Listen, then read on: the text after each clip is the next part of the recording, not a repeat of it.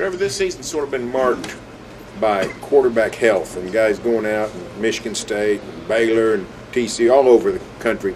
You've experienced as a starter going out with an injury, and now you've experienced having to come in when somebody's injured. How tough is it for a guy to come in out of the cold and just sort of take over a team in midstream? You know, it is tough. I feel like you get in a rhythm as a starting QB, especially over, however many weeks that we were playing when Baker got injured there. And then, for any team, really, you get in that rhythm and you kind of get that gel going with everybody. And then for somebody else to step in, it is a little setback as far as just camaraderie and things like that go. But you got to be prepared as well. And, to step in and kind of not let it drop off. And sometimes it does, sometimes it doesn't. But it certainly does have its challenges, that's for sure. Lincoln had talked, and Bob even just glowingly about how you ran the offense when given the opportunity. When you look at the TCU game, that second half when you came in, you think that was just rust? Did you feel like maybe, is that a practice thing where guys just have to take things more seriously? We didn't execute as well as we wanted to that second half by any means, and that's all the way around the board. And I'll take complete credit for that one.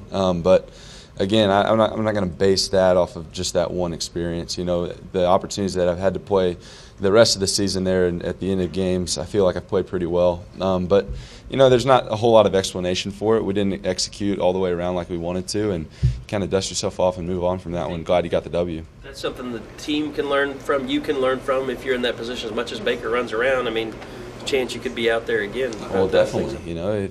Especially when you have a big lead like that, you want to keep it and you want to keep pouring it on. I can't recall a time, especially since I've been here, where we've had to just call on one QB. Maybe Landry, my freshman year, was the only time where we had a guy that started every snap and played every snap of the entire season. And you got to be ready. You got to be ready to go when your time's called upon, and you don't want to let it drop off. That's for sure. You're still a captain, but has your role changed much in the locker room from this season to last? You're still kind of a leader. Yeah, I think, still got the same relationship with the guys since I've been here. And I feel like they respect me really well, and I obviously respect them. The role has obviously changed a little bit because, not the guy out there doing it. But still the same camaraderie, still the same respect that's shared between me and the rest of the guys. But you got a guy in Baker that's also stepped up in a huge way as a leader. Sterling is a guy that seems to have really good chemistry on the field with both you and Baker.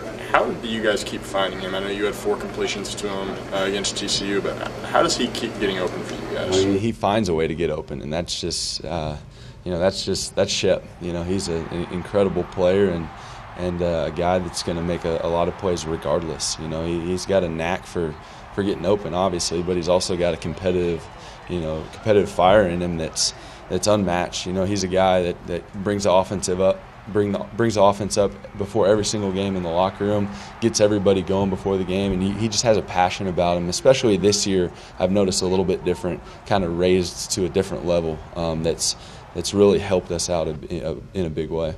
This offense came in called the air raid, but we look at 11 of the 12 games, you guys have ran for more than you've passed.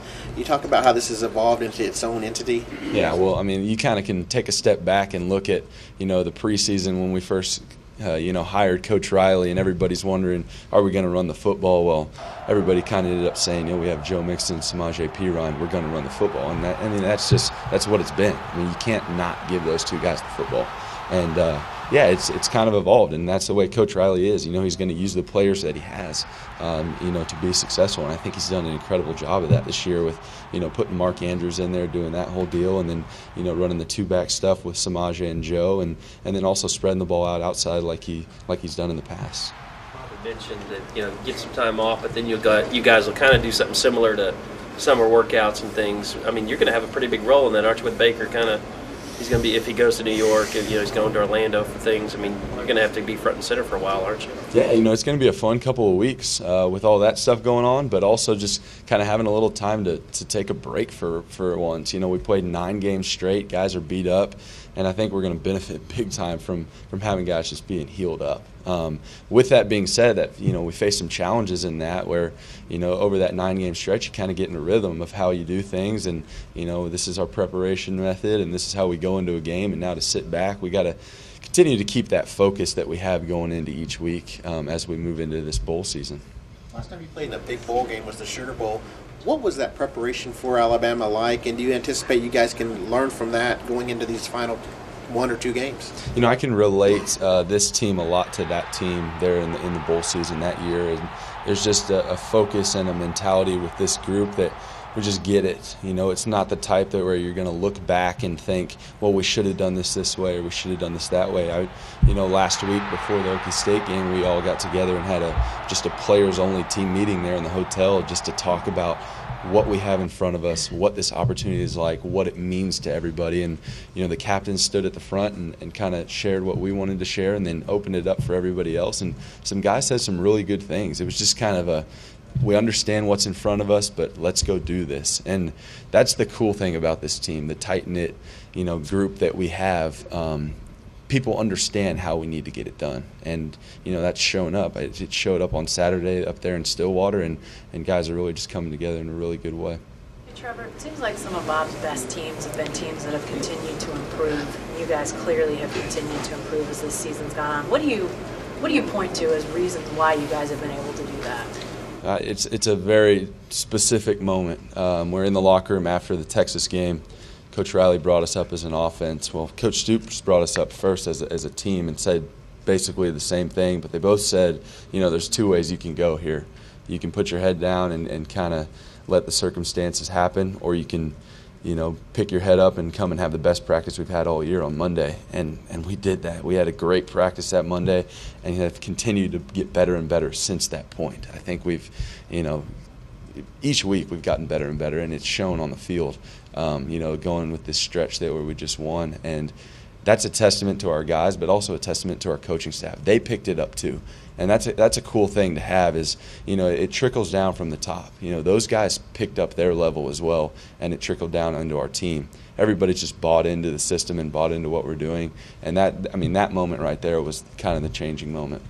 Obviously these last 3 or 4 games have been critical to get you guys into the national conversation for the playoff, but those 3-4 games after Texas, how crucial in your mind were those games to you guys? Those were huge. After you take a loss, you kind of got to get in a rhythm again of winning. And so to come out and get a couple big wins in a row, kind of get that ball rolling a little bit, it definitely helps you through the back end of the season, especially with the kind of the gauntlet that we went through there. A November to remember, it definitely was. And we didn't lose in November, and that's what you got to do, be a championship football team. Why was this team able to rebound from a loss when last year's wasn't? What's the big difference? Guys just being hungry. Guys truly buying into every single part of what they're doing, taking care of their business on and off the field. And, again, it's just a tight-knit group that's really bought into everything that we're doing. I don't really know how else to say it. Just guys truly bought into what we're doing. Does any of that come from Baker or Lincoln, or a combination of both? Definitely a combination of both. Coach Riley's a guy that's the same every single day. He always brings an intensity and a passion, but he doesn't get too high and he doesn't get too low.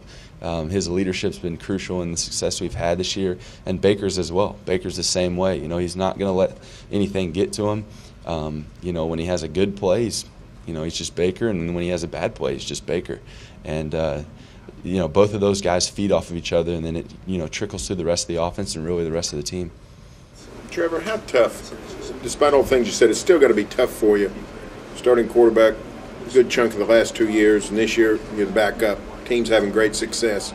How do you deal with that internally? Man, I'm having the time of my life. This year has been unbelievable. But, obviously there's ups and downs that come with it. I wish I was playing in all those good things like I've said a million times before. But, I'm living a dream right now. This whole team is. We've always talked about, and every team always talks about at the beginning of the season, we're going to go through these summer workouts to get to this. We're going to go and go through this whole season to get to this point. Well, now, we're at that point.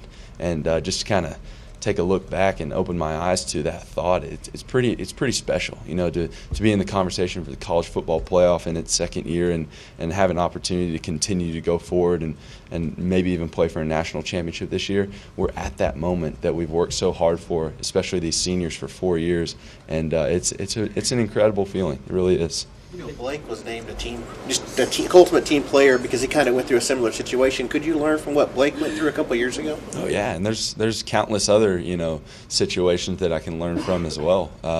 Blake's a guy that had a lot of success early.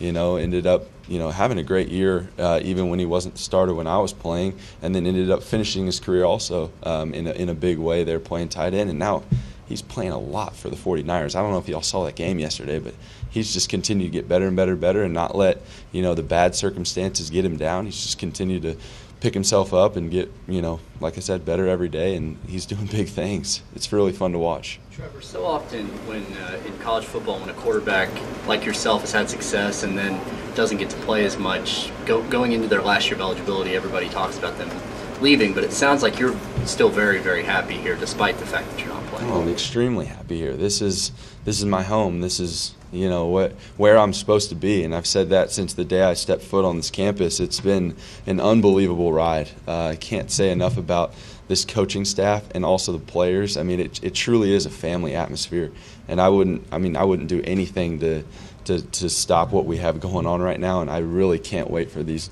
next 2 games, hopefully. Do you expect that you'll have some type of evaluation process after the season's over to determine whether you want to pursue a job somewhere else? I'm all about what we have going on right here, right now, and I haven't even batted an eyelash any other way. Right now we're trying to prepare to hopefully go play in a college football playoff, and I'm completely bought into that in every aspect. You go into OSU with both teams having the same record, same thing on the line, and from what I recall, your OU QB group is pretty close with those guys up at OSU. Was there anything you guys said to Mason and JW after the game? It seemed like a pretty emotional game for all of you guys. Well, absolutely, and I know obviously they were upset. Somebody had to be upset, with a game like that with big implications on the line. But those are great guys. We've gotten really close with them, and it is a friendship. On the field, it's nothing but competition. It's just the other jersey over there. But after the game, giving them a big hug and wishing them luck in the future, things like that. And we've already been in contact since the game, just kind of talking about things and implications moving forward. And can't say enough about those guys and the way they played. And obviously, it hurts for them, but we're excited about the position we're in. Was there any trash talk leading up to the game at all? No, not really. Maybe back when we were in Destin, Florida, there was quite a bit of trash talk going on, but not leading up to the game, no.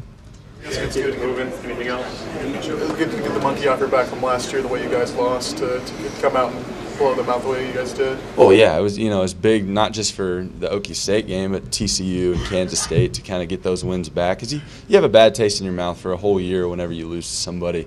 So to come out and get those wins was big.